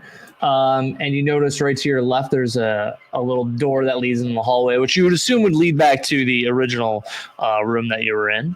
Then you come across another guard guarding this hallway. What would you like to do? Samesies, we're just going to keep going. And every time we go by, we mention the glazed donuts in the break room. I was going to say, yeah, when he goes by, he goes, hey, boss, Hugh Janus, maximum security. They got glazed now down there. They got glazed down there? I'm sick of the powder. That's all they have is the powdered ones. They sent us the cover while you guys get you glazed. And they'll just kind of have a chuckle as you start to walk through. And you get into this bottom corner here. All right. When we get there is a door that leads to the north. When we get there, we go and Max Powers dips into his bag. He's gonna get in his bag, bro, and he's gonna put on a new disguise. He's gonna put on the robes that he was given in the tavern, and he's also going to zhuzh himself up to become a doctor of archaeological research. You got big glasses for that? What's that clothes look like? Well, again, he's got the sort of the robes that he was given for the gala. But he's gonna go with the short little mustache and slicked back hair. But here's the piece de la resistance. He's got a monocle. Amazing. That's how you obviously know. Right. So really keeping to the tenets of silk by laying low on that one. He's going to use his. Go ahead. I was going to say, I should have said before, you do have an advantage because you have the close already. So you did, in fact, roll a 17 with that deception check. So you're able to quickly change out. Imagine it kind of looks like you kind of like duck around this corner here. You change clothes to not show the guard you're changing over. You kind of like tuck away in a corner. Agent H, what would you like to do? Yeah, Agent H is going to do the same kind of thing. But when he turns around, his physical appearance is also completely different. He's actually now donning the shape, the form of a female, and it's sort of more petite, maybe an elven female woman who still has a big old mole here. But when she turns around, she looks at Max Powers and says, "Introducing to you, Halata Vagina." That was straight on Austin Powers. Well done, Agent Vagina. You please Now, call me Halata. Please now, call me. Halata. Before we get demonetized. Wait. Side note, shout out to Bird Dog for knowing how to spell soiree. I'm just going to say it. All right. Yeah. Wow. So, Did he Google that? Bernie? he just knew. He just knew. Let's be real. He knew. All right. You guys have different attire. Holy cow, that is amazing. Now that your outfits have changed, what would you like to do? We're We're going to go my through. security guard outfit there, by the way. I leave it in the corner. We're going to go right through. We're going to go right through the door that leads into the gala. I'm assuming, right? That's right in front of us. Yep. And if we need to, we'll use the key card if we need to get in. Yeah, just a real quick reminder. Do you have that key card? You have the key. And you walk into the gala. The fancy music is playing. There's a gnome that's playing a harp. And you see all these beautiful gems all around. They call it the gemstone wing because this is the room where all these precious diamonds and lapis lazulis and what other diamonds do we got? That's all I can think of off the top of my head. Topazes. And in the center of the room, center stage, you see the green glowing stone. And just as you walk in, it is about 7 o'clock. And Alda Arkin takes the stage, and she walks up to the Merkmeyer, and she says loudly, "I want to thank all of you for your fantastic donations. Without you, none of this would be possible. I hope you enjoy the hors d'oeuvres that are being passed around. The bacon wrapped scallops are my favorite, by the way. And I want you guys to roll a perception check for me." Wait, where is she at in here? She's also a commoner, so it's probably hard to tell. Oh, she's right this way. I don't have a good. I should have a better token. It's all good. As long as we know who she is. Dude, it's that beard, though. What are we rolling perception? Yep. 23. Hey, Max Powers sees everything. Yeah, you notice she's clutching this bag, and she's like this little like I'm trying to forget the name of the little tiny purse is a clutch. She's got a clutch in her hand, and it's just this little tiny, about the size of a phone. She's kind of like trembling as she's like saying this out loud. She continues the speech, and she says, "This final edition I unveil to you is the widely known Merkmeyer stone." And she takes the little silk that was on top of the stone, and she pulls it out to reveal this emerald green stone that's sitting on this pedestal. And we're going to show it to you. Ready? Boom. Dang. So you see that stone in the center are actually off to the right of the room. And you see a couple other patrons just kind of like watching the show. Alda takes a bow and she gets off the stage while the harp music in the back is being elegantly played and plucked. And the floor is yours, gentlemen. What would you like to do? What is she doing right now? So she gets off the stage and she actually walks over to the hors d'oeuvres cart and she's mounging on some bacon wrap scallops. She's jamming them in your mouth. All right, Agent H. This is your moment, Alana. There we go. I need you to approach her and keep her distracted. Perhaps even extract information. You know what to do. However, I will proceed to the stone. All cool, like, I'm sure. Indubitably. Now, all right. I like this plan. Let's do it. So, Max Powers goes right over to the Murkmire stone. Love that. And So he's just, with with his monocle, he's just inspecting it. Yeah, so you're able to like walk up to the stone, but there's like a little rope barrier around it, maybe about 3-5 feet away from the pedestal.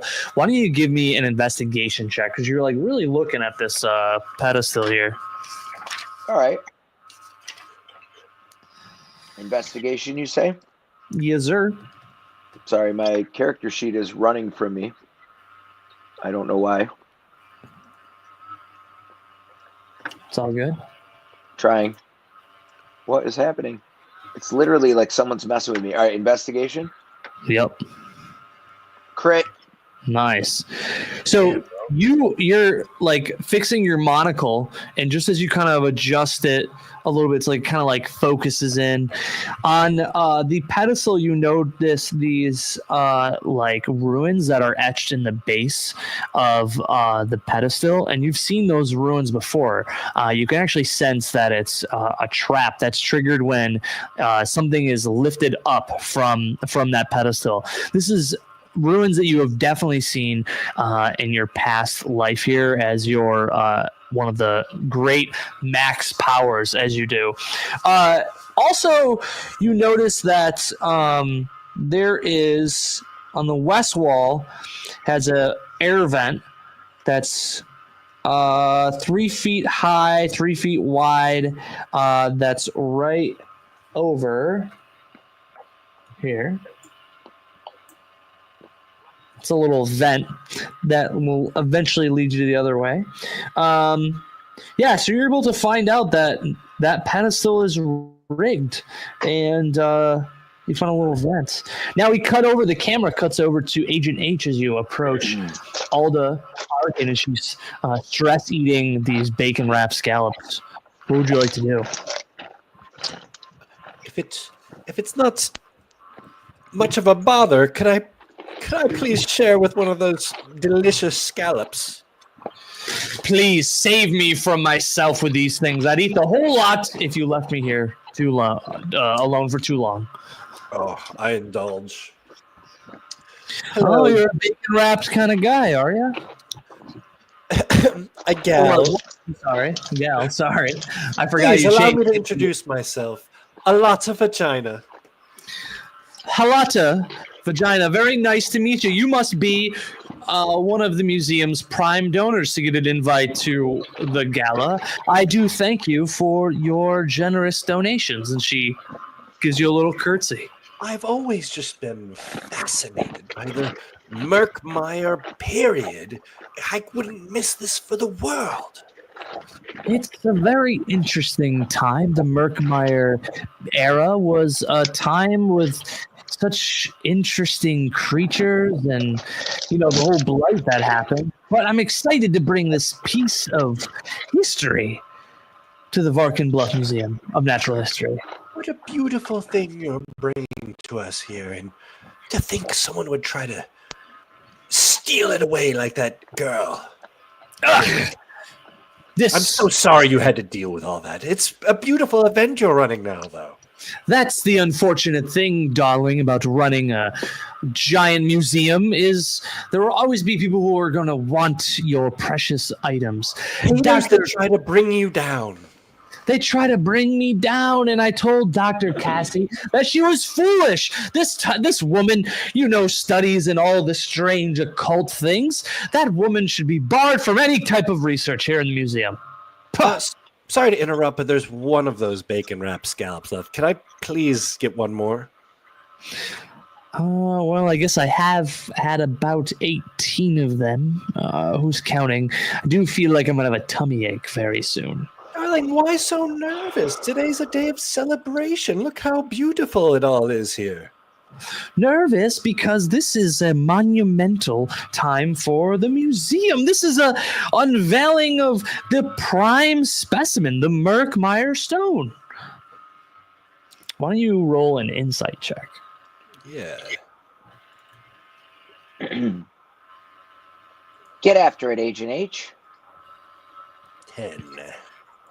Yeah, with a 10, you can sense that she's kind of nervous, but it's hard to discern if that's like malicious intent or if it's just her being nervous at a big unveiling of the newest exhibit. That's fair, especially with all that's happened to get you to this point. I think we're just fortunate that that we're here. Look it's almost 7 o'clock probably in game time. Actually, it's about 7:30. Funny that you asked that. And the camera cuts back to Max Powers, who is inspecting the Merkmeyer stone. Now, Max Powers, what would you like to do? While inspecting the Merkmeyer stone, he leans forward, and who knows if he's just clumsy or if this is all part of the plan, but he stumbles forward past the rope. And when he gets to the base of the stand that the Merkmeyer stone is on, he attempts to very quickly deface the defenses here, to basically, whether it's to like scratch or to manipulate in some way, basically turn this, instead of Indiana Jonesing it, like taking something off and putting it on, just to dismantle this trap. To disarm this trap. Yeah, so you want to disarm the trap, essentially removing the ability to trigger the alarm, or are you trying to bump into it and then trigger the alarm? Like, what's your thought here? No, trying to turn off the alarm. Okay, cool. Yeah, I like that. Why don't you give me an Arcana check? Because you're like reading the ruins, and I imagine you're trying to like pull in your brain how you what you can do with this thing. With a 14, you realize that you have to basically speak out these ruins in this language, and it's kind of hard to make out some of the etchings in the pedestal. All right. So knowing this, what Max Powers does is he says, "Excuse me, everyone! May I have your attention, please?" And he's totally inside of the rope right now. And he's got his monocle, and he's looking at the stone. All eyes immediately. This is the moment when Agent H asks for the one scallop, and she says, "Yeah, sure, go for it." Boom. All of a sudden, she looks over, she goes, "Get behind the ropes," and she starts making her way over towards you. Completely ignore her and say, "This is a fraud.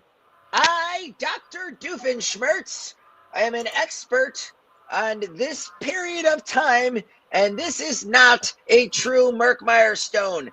Frauds! They should be ashamed of themselves." "I assure you, sir, that this is a legit Merkmeyer stone. There's been nothing..." If it were a true Merkmeyer stone, could I touch it with my bare hands like this? And I put my hands right on it. Roll. Hold on. You see Agent H is off in the corner right now. I want you to roll a D12 for me. I'm going to roll that D12. Roll that beautiful D12.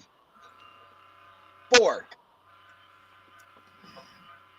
All of a sudden, you touch the stone, you feel sick to your stomach, and it's almost like you can feel your veins are like popping like popcorn. It's wild. And all of a sudden, your skin it takes on this weird sheen. It's like glossy. And what they don't know is you gain resistance to piercing and slashing damage. As you go to grab the stone, Dr. Alda reaches out in front of you and with her gloves on, grips it from your grips and puts it back on the pedestal. You notice that when it moved from the pedestal, that the doors here, oh, sorry, wrong screen, here and here, locked. Like these giant arms went down and locked everyone into the room. All right, in the chaos, is there a skylight above us? Because there's a skylight on the map. Is it above us? Yeah, there's a skylight that's directly above you guys. Excellent. I think also in the chaos, Agent H sees this opportunity to scurry off into the corner while that was going on, where he's going to changeling again. Speaking of frauds, he too will change into Miss Alda Arkin. Her form exactly.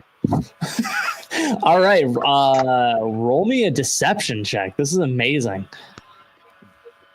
So you go behind like one of the gemstones, and now you are dressed as Alda Powers. Alda Arkin. My face looks like not. that. Wait. In fairness, once the day is over, she might be Alda Powers. No, it's true. Yeah, his face is now Alda Arkin. He's turned into her form here. Roll a performance or deception check. This would be just regular, because I would imagine you got to hide a little bit, trying to make it happen. Hell yeah. 22. What's up, Agent H? 22, you're able to duck behind the one that looks like a little moon rock. It's such a massive display, and out pops another Alda Arkin. He even puts a little makeup on his mole to try to cover it up a little this time. Try to cover up that mole. And what are you doing about the clothes you're wearing? I just try to change into something as close as my disguise kit will get to what she had on. All right. So you're able to get something kind of similar, not like perfect as this fancy, expensive gown that she has on. And she says, "This is preposterous. What is going on? Who are you?" And you see the two guards by the door. When Max Powers sees Agent H, he says, "No, who are you? This is not a woman. That's a man. And he grabs her by the hair and starts shaking her. Yes, it's imposter. Grab her. Let's do an athletics check. A contested athletics check. Not trying to hurt her too much. 18. You're trying to grab her, and she's going to try to move away. So you got to beat an 18. I got to beat an 18. Athletics. Child's play. I'm gonna use one of my luck points. Yeah. Good move. All right. So he tries to grab her, and she moves away. But yeah, my point is still made. That's a man. That's a man. And she says, "Get your hands off me. You must be removed immediately at once." And the He two won't guards be removed. He was right. This woman is trying to falsify the stone and falsify me. Guards, stay right there. One guard walks over to Max Powers, and the other one is just kind of like frozen. Like, what do you want me to do? Guards, arrest her. Which one? There's Alda up here and Agent H right next to each other, trying to plead their case, and you have the guard just standing there like, I don't know who to arrest. Give me a deception check. All right, there we go. Deception. Let's go. 22. Oh, no need. I was going to give the help With action. No need. inspiration, or if I had advantage, that would have been a crit. You see, as you start to make your case, the guard actually grabs Alda and starts to put her in handcuffs, as well as Max Powers. The other guard starts to put him in handcuffs for touching the Merkmeyer stone. Unhand me. That woman is Dr. Danelle in disguise. I've helped break the case. I also would like a deception check. Obviously. I mean, crit. Oh my God. I love it. That's so funny. So the other guard goes, "Oh, she's back at it again. That Dr. Cassie Donnell, unbelievable!" And they grab Alda Arkin, kicking and screaming out of the room. Why do you think I've hired this maximum security, max power? I don't remember if you told him that name. Maximum security man here. He was in charge of making sure you all stayed on task. Of course you let this happen under my watch. Dr. Dupenschmertz was a disguise. And he rips off the mustache and rips off the outfit. And he has on the black uniform that he had on before. And it is I, Maximus of Maximus Security. And you have all failed. You should feel shame. And I will need everyone to leave this room immediately so we may reset the security in this room to keep you all safe. Yes, this event was a bit of a pre-screening, and you all miserably failed. I was worried we would have a situation just like this, where someone would try to come and steal the stone, and it happened, and you almost let them get away with it. Luckily, I hired maximum security powers here to do a little audit of your security services. And he goes like this to the guards. And you sucked, and you sucked, and you were pretty cool. There's glazed donuts in the break room, and you suck. You're all fired. And we're going to ride high on that crit 20, that nat 20. The people that are here for the gala, they start leaving out the door, and they're like, wow, this is one of the coolest galas I've ever been. They really take safety protocols to the next level. And the guard's like, there's glazed donuts? He never brings glazed donuts. It's always powdered donuts. Oh, you know how tired I get of those? And he starts to leave out the back. All right, yeah, so we quickly move to lock the doors. Well done, Agent. Now, let's move this moonstone over here, and we Indiana Jones this shit and move one of the stones onto it and move the Merkmeyer stone off of it. Yep. Yeah, that's amazing. So you guys go to lift up the moon rock, and you guys, I would imagine you guys are trying to like lift it up together. This thing is freaking huge and heavy. Both of you guys want to give me an athletics check as you try to like hoist this thing off the one pedestal. I'm gonna use my second luck. Can I give him bardic inspiration? I am a bard. I'll bardic inspiration you here. I honestly didn't even know you were a bard. That's crazy. All right, I'm gonna need it. That's a 9. What am I rolling? A D6? Yep. It's only an 11. 17. Attaboy. You are. Hey, you guys are both able to get it off the pedestal, and you guys were like struggling to drag it over, like you're both like, and you take all your muscle and boom, you go to Agent H goes to put the moonstone on as Max Powers quickly snags the Merkmeyer stone off the pedestal. You now right into the bag of holding. Put it in the bag of holding. That was going to be my next question. You pop that bad boy in the bag of holding, and now you are inside the gemstone wing in the museum. But, gentlemen, you do have to exit the museum without getting caught. So, all right, Agent H.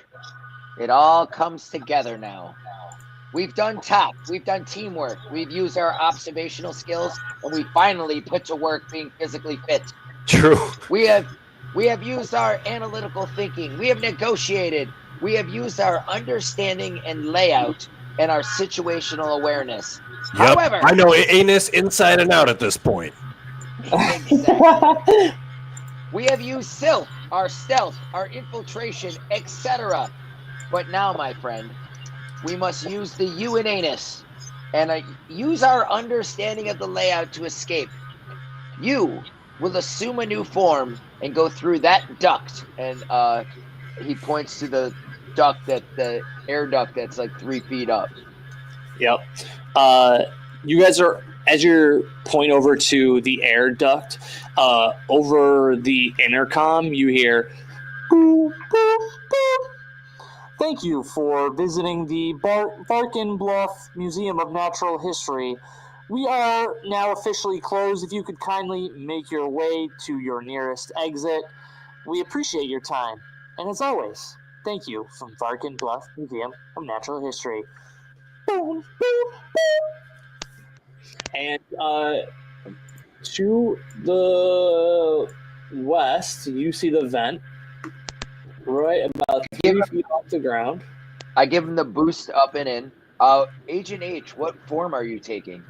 You know, I think I'll assume the form of. I think I'm going to go with the form of the very first security guard that we saw. Just that tiefling girl. I forgot her name. Serenity. Serena? Serena. It was my bad. Yep, Serena. So one of you guys is dressed as Serena to the T, I would imagine, because you have seen her 1 and 2. You do have the security guard outfit from before. So and we have her badge access, That's Makes right. sense. Yep. So Max Power says to Agent H, "I will see you outside." And he closes the vent behind him. All right. Nice. He then takes out his grappling hook, and he attempts to throw it through the window above. Okay. He's in the other room still. I stayed in the room. Okay, I love that. So above you is the skylight, and you throw your grappling hook. I don't know what to make of this. Let's just call it a. Well, here's the deal. If there's like scaffolding to catch onto, he would climb up and break the window from up there. If there isn't, he's trying to straight break the window and then latch onto something and crawl up. So why don't we call it like an athletics check, just to break the window. You're Max basically Powers. the athletics checks you throwing that grappling hook up on that ledge and then trying to come up and you go to like lift a window up, and of course you crit like you do, and unbelievable natural 20. I love that. That's crazy, bro. Climb up the rope. Come on, and give me a challenge. It's like every time you have a Max Powers roll, it's just an auto crit. It doesn't matter what skill you're using. Nope. That's amazing. So you actually are able to hit this little ledge, Max Powers, and I don't know if you can see it on your end there, Spooches. Up on this level is basically like a little ledge with this window that's right above you that shines down into the gem wing. And you see the skylight that's above you. You catch the ledge. You get basically in this little attic space. In this room, you see steps that go downstairs. And there's the winding staircase that leads downstairs. It's kind of a cramped space. It's filled with all these stacked boxes and all this other crap. And you get to the top. You're able to take a brick and chuck it through the skylight and climb outside. You're essentially now on top of the Varkin Bluff Museum of Natural History. Just as you climb and scale out of the skylight, the camera pans back to Agent H, who is now through the vent in the second level. There are two guards that are by the stairs, both with their backs turned looking down the stairs, and the lights are starting to look a little dimmer than usual. You are back in the prehistoric predators exhibit with that giant Allosaurus in the center of the room. What would you like to do? I'm looking to I'm on the second floor. I'm headed towards the stairs, and I am about to get near these guards, and I'm like, oh, we messed up big time today, I guess. How could we have known that something like that would happen? Well, you win some, you lose some, I guess. You can't always guess the right person when they do a little mismatch. Get kind of confusing after a while. The one guard scratches his head. Can't plan for everything. And then the other one says, "Hey, Serena, I heard you finally broke the powdered donut curse. You brought in some glazed donuts?" Oh, yes. I just was so in love with my mesothelioma era. And then I was like, oh, you know what would go great with this cool plant? A donut. And I like that you thought outside the donut box and got a glazed donut. This was a genius idea. You're really stretching the limits of what I know about myself right now, but I do love those things. All right, Serena, we'll see you later. And they kind of give you a hearty pat on the back. And I would imagine you're going down the stairs, no? Yeah. You head down the stairs, and as you walk down the stairs, you don't see any of these people anywhere, actually. These nobles are all gone. No one's in here anymore. Sorry, hang tight. Let me get rid of these guys because I just want to set the stage for what's happening. The very bottom of the room, you see one guard that's just in this hallway over here. Get rid of this guy. Boop. Boop. So you're in the main hallway, and you see from a distance, actually, the two guards have Alda in there, like trying to push her into this room, and she's putting up quite a fight. What would you like to do? I'm gonna put something in the chat real quick about what I'm doing. Sorry, carry on. Yeah. There's a couple glazed in it for you boys who managed to wrangle her up, the big intruder. And she says, Aldous says, you're kind of like walking up to him, right? She says, I can't believe someone brought in glaze. You know, last time I brought in glaze, everyone was mad because everyone loves the powdery sugar donuts. And the glazed donut was, of course, a bad idea for me, darling. That is unfair. But Serena does it, and everyone falls in love with it. And the guard goes, come on, shut it, doctor. Why don't you change back to Dr. Cassie Donnell, why don't you? And she kind of gives her a shove into that room. Corey, your microphone, something crazy. Yeah, You I'm getting like some monster. insane. I'm getting some. I sound like a monster? Whoa! Dude, it's like that was like a demon took over that character at the end, and I thought there was like a dark demonic twist that you were trying to do. How's my voice now? Oh my God, I think it's like some kind of echo or something. Yeah, dude, you gotta do something to your mic. It's not good. I mean, it's actually kind of awesome, but Now we can't hear you. Now you can't hear me? Oh, now you're there good. you are. Nailed it. Hey. Now I sound better? I don't sound like an animal? No, you're It was more perfect. of like a demon or something, like Satan Yeah. himself was erupting. Yeah. All of a sudden, Alda It was turns like- into a giant freak. No, I'm just kidding. She transforms into a glazed donut A monster. glazed donut Oh. monster.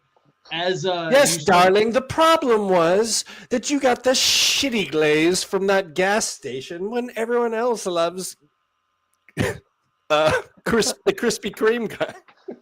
Just as you say that, one guard approaches you and says, Serena, where are you going?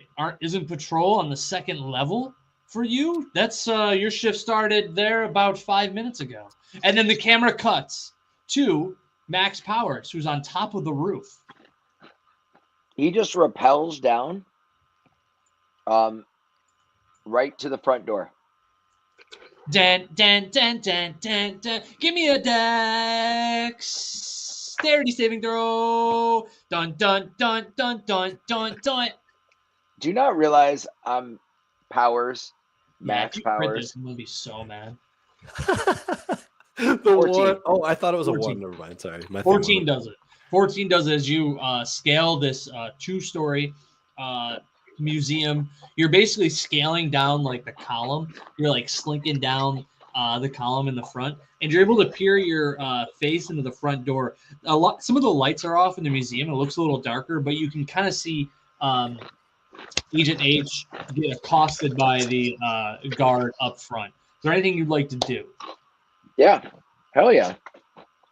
I'm going in the front door, just walking in like a boss, because I'm Max Powers. That's amazing. You walk in through the front door, and I'm like, it's so funny. Excuse me, gentlemen. Are you unaware that someone has broken through the skylight and absconded with valuable gemstones? It would seem, seeing as you are here.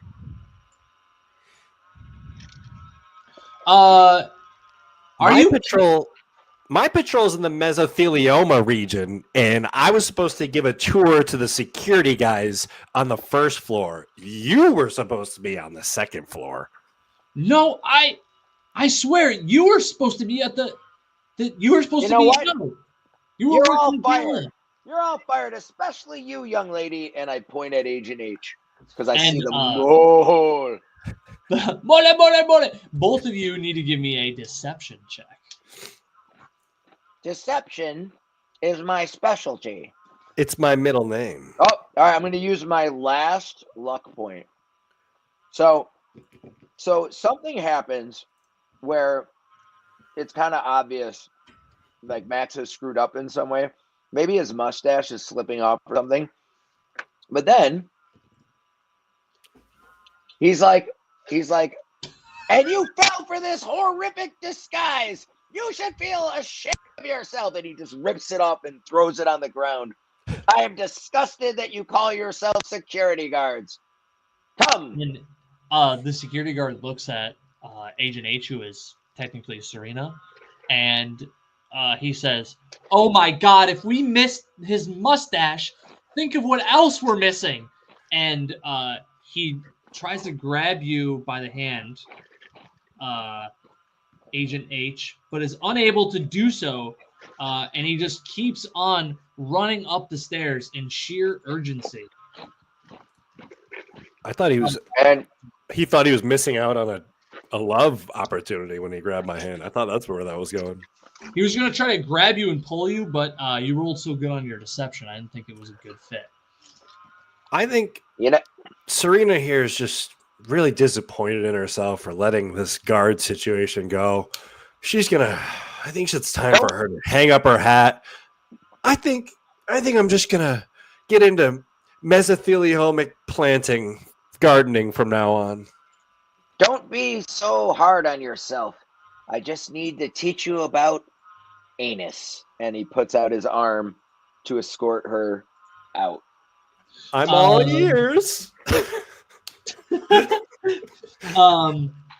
And just as you guys exit, you see coming out of the room is, in fact, Serena with a very confused look on her face. And you guys are able to slink out the door of the Varkin Bluff Museum with the Merkmeyer stone in the bag of holding. The perfect crime. Perfect. I don't understand how you guys completely avoided a lot of shit. That's crazy. I feel like every time we rolled for an important moment, it was like a 20. Crazy. It was amazing. So you guys leave the Varkin Bluff Museum. It's just about closing time. And closing time. Sorry. Night of the museum time. No, it's all good. I love that. You guys, I would imagine, like, what are you guys going to do now? You have the stone in the bag. What are you going to do now? Obviously deliver it to Dr. Danella. Do I still sound like a monster now? No. Do I sound good? Yeah, you sound sexy.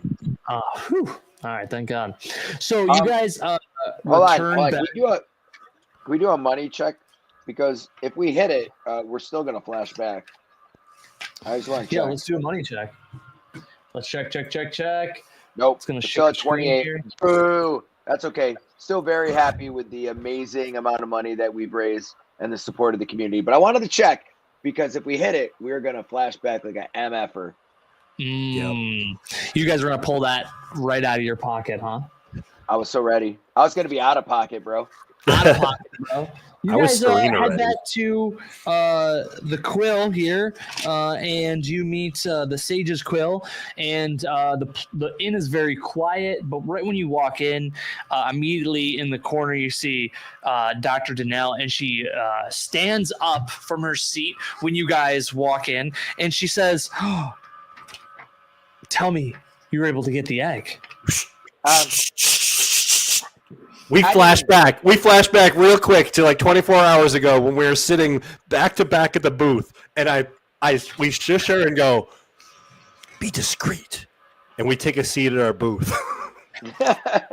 So you guys sit at the table. Agent H is sitting across from Dr. Donnell, and you have Max Power sitting behind Agent H back to back, talking through Agent H to Cassie Donnell. I just wanted to make sure I had that all together. Correct. Got it. Correct. I'm sorry. I forgot how thorough you Golden Vault peeps are. Thank you so much. I can't believe you're able to get the stone back. This is amazing. And underneath the table, she pulls out this little crystal box. She goes, and with still an hour and a half to spare, this is unbelievable. We were able to catch it before it hatched. And It's sort of what we do. I don't know why you're surprised. I mean, yes, I'm not surprised. I don't. I'm confused by your confusion.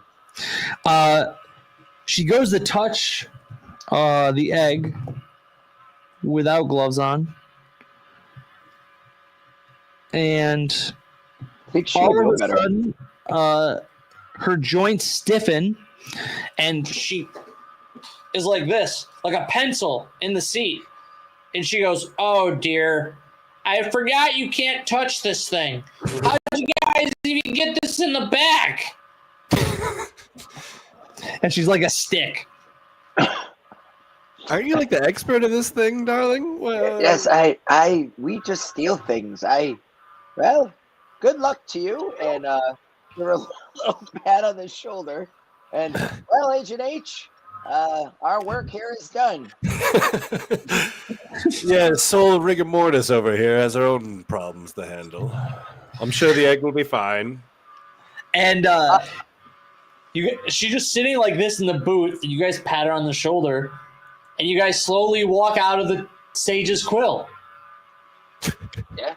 With your new bag of holding. Gentlemen, congratulations. You were able to capture the Merkmeyer Stone unscathed. That was, I have to say, this feels like a little shorter than I was hoping you guys would hit a couple more hiccups. But you guys freaking crit rolled on every important moment out of this adventure. It's the way Max Powers rolls. I told you guys at the beginning. He's a lucky MFer, or is he fucking just great? Oh, I got bombed. I'm sorry. I got excited. That's our whole team. That's your whole team. Gentlemen, that was impressive stuff. I love the mix between Agent H and Max Powers. It is hilarious. And all in the good spirit of donations, $2,800 is nothing to shake a stick at. This is amazing for the food bank. We still got the 3 Lives event coming up. Yep. We have 4 seats available still? Yep, 4 seats available for the 3 Lives event Tuesday. We'll do Spread another the word. $50. What'd you say, Mike? Get your friends in there. If you're one of the people playing, try to see if you can tag a friend in there with you. And here's what's perfect. If we fill those 4 seats, that's $200. That puts us over 3,000, which, if we can't hit 35, to hit 3K, not too shabby.